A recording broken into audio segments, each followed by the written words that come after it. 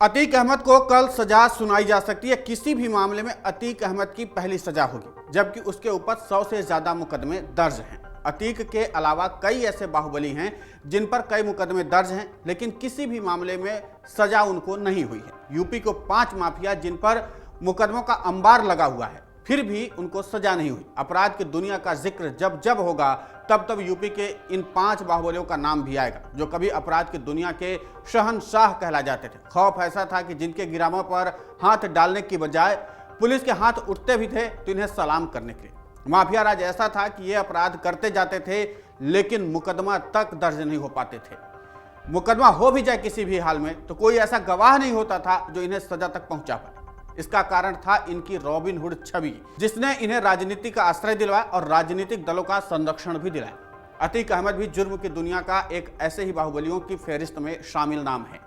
अतीक को कल सजा सुनाई जा सकती है। किसी भी मामले में अतीक अहमद की पहली सजा होगी, जैसा कि हमने पहले भी आपको बताया था, जबकि उसके ऊपर 100 से ज्यादा मुकदमे दर्ज हैं। अतीक के अलावा बाहुबली विजय मिश्रा, पूर्व सांसद धनंजय सिंह और पूर्व एमएलसी ब्रिजेश सिंह और हरिशंकर तिवारी समेत कई ऐसे बाहुबली हैं जिन पर मामले तो दर्ज होते गए, लेकिन सजा तक नहीं पहुंच पाए। आज कहानी इन्हीं बाहुबलियों की। पहले नंबर पर बात कर लेते हैं अतीक अहमद की। साबरमती की जेल में बंद अतीक अहमद को प्रयागराज लाया जा रहा है। कल अतीक को स्पेशल एमपी एमएलए कोर्ट में सजा सुनाई जाएगी। राजूपाल हत्याकांड के मामले की सुनवाई पूरी होने के बाद कोर्ट ने 17 मार्च को ही फैसला सुरक्षित रख लिया था। राजू की हत्या 2005 में हुई थी। उस समय राजू बसपा से विधायक थे। पिछले दिनों जिन उमेश पाल की हत्या के आरोप अतीक अहमद पर लग रहे हैं, वो उमेश पाल राजू पाल की हत्या में ही गवाह थे। अतीक एक ऐसा बाहुबली रहा है जिसने जुर्म की दुनिया में हाथ गंदे करने के बाद राजनीति में कदम रखा और यहां भी अपने बाहुबल के दम पर दहशत फैलाता रहा। 1984 से अब तक उस पर 100 से अधिक हत्या, रंगदारी, अपहरण और फिरौती जैसे मामले दर्ज हुए, लेकिन किसी भी मामले में वो सजा तक नहीं पहुंच पाया। ये पहला मामला जिसमें अतीक अहमद को कल सजा सुनाई जाएगी। दूसरे नंबर पर आता है विजय मिश्रा का नाम। बाहुबलियों की इस फहरिस्त में दूसरे नंबर पर जो विजय मिश्रा का नाम है, वो भदोही के ज्ञानपुर सीट से 4 बार लगातार विधायक रहे हैं। विजय मिश्रा 2002 में तीसरे नंबर पर रहे थे। अपराध की दुनिया में 3 दशक तक विजय मिश्रा का बोलबाला रहा है। उन पर 75 से अधिक मामले दर्ज हैं। 2010 में बसपा सरकार के तत्कालीन मंत्री नंद गोपाल नंदी पर हुए हमले में भी विजय मिश्रा का नाम सामने आया था। जुर्म की दुनिया में विजय मिश्रा के सफर की बात करें तो इसकी शुरुआत 80 के दशक में हुई। तब भदोही नया ही जिला बना था। 90 के दशक में विजय ब्लॉक प्रमुख बने। इसी बीच अपराध की दुनिया में उनका नाम आने लगा था। 2002 में वो सपा के टिकट पर विधायक बने। अपने और अपने दबदबे से आसपास की सीटें भी जितवाई। ऐसा कहा जाता है कि जिस वक्त पुलिस उन्हें गिरफ्तार करने पहुंची, उस समय वो पूर्व सीएम मुलायम सिंह यादव के साथ हेलीकॉप्टर में बैठ करके चले गए थे। बाद में विजय मिश्रा पर 2.5 लाख का इनाम घोषित हुआ और दिल्ली से गिरफ्तार भी हुए। तब तक विजय मिश्रा पर 60 से अधिक मुकदमे दर्ज हो चुके थे। वो लगातार विधायक रहे। 2017 में निषाद पार्टी से चुनाव जीता। हालांकि तब तक उनके बुरे दिन भी शुरू हो चुके थे। योगी सरकार में विजय मिश्रा की कई संपत्तियां कुर्क हुई, बुलडोजर चला। हालांकि सजा एक भी मामले में अभी तक नहीं मिल सकी है। तीसरे नंबर पर आता है नाम हरिशंकर तिवारी का। यूपी में माफिया राज की शुरुआत 80 के दशक से ही मानी जाती है।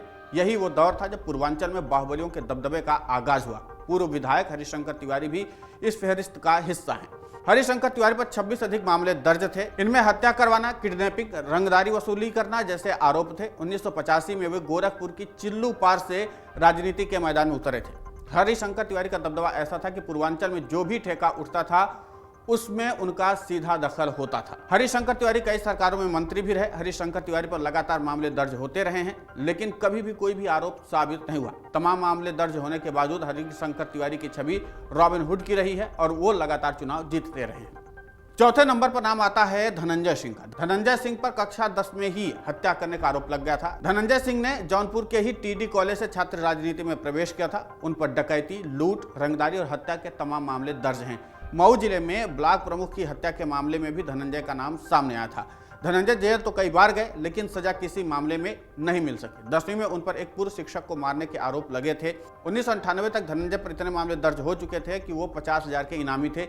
एक दिन पुलिस ने ऐलान कर दिया कि धनंजय एनकाउंटर में मारा गया, लेकिन जौनपुर के बाहुबली के मुठभेड़ में मारे जाने का यह दावा खोखला निकला।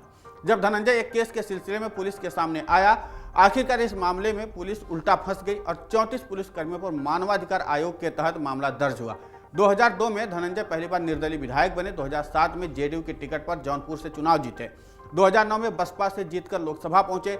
2012 में धनंजय और उनकी पत्नी पर अपनी नौकरानी की हत्या करने का भी आरोप लगा। इसके बाद धनंजय सिंह कभी नहीं जीते। वो साल 2020 के उपचुनाव में पूर्व मंत्री पारसनाथ यादव के पुत्र के खिलाफ लड़े हुए थे, लेकिन हार गए थे। 3 दिन पहले ही धनंजय सिंह को जेडीयू ने राष्ट्रीय महासचिव बनाया है। 5वें नंबर पर नाम आता है ब्रिजेश सिंह का। पूर्व एमएलसी ब्रिजेश सिंह वाराणसी के धौरहरा गांव के रहने वाले थे। ऐसा कहा जाता है कि वो जुर्म की दुनिया में अपने पिता की हत्या का बदला लेने के लिए उतरे थे। उनके पिता की हत्या का आरोप जिस पर था, उससे भरी कचहरी में AK-47 से भून दिया गया था। मामले में 6 से ज्यादा हत्याएं हुई थी। ब्रिजेश सिंह गिरफ्तार हुआ, लेकिन अस्पताल से फरार हो गया। बाद में त्रिभुवन सिंह के साथ गैंग बनाई। त्रिभुवन के भाई की हत्या के बाद से ब्रिजेश की मुख्तार से दुश्मनी शुरू हो गई।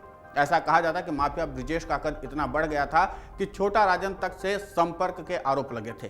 पूर्वांचल में ब्रिजेश सिंह की बादशाहत कायम होती उससे पहले ही मुख्तार रोड़ा बन गया। इससे निपटने के लिए 2001 में मुख्तार के काफिले पर बड़ा हमला हुआ।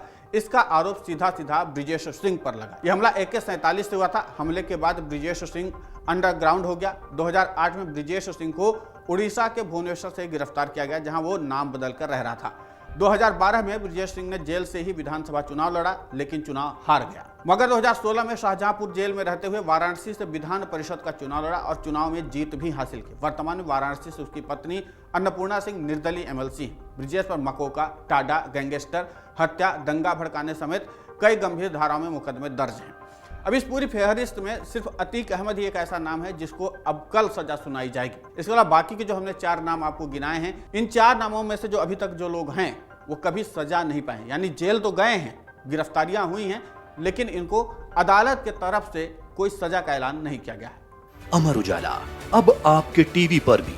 अपने स्मार्ट टीवी पर YouTube पर सर्च करें अमर उजाला, चैनल सब्सक्राइब करें और देखें ताजा खबरें, वो भी HD क्वालिटी में।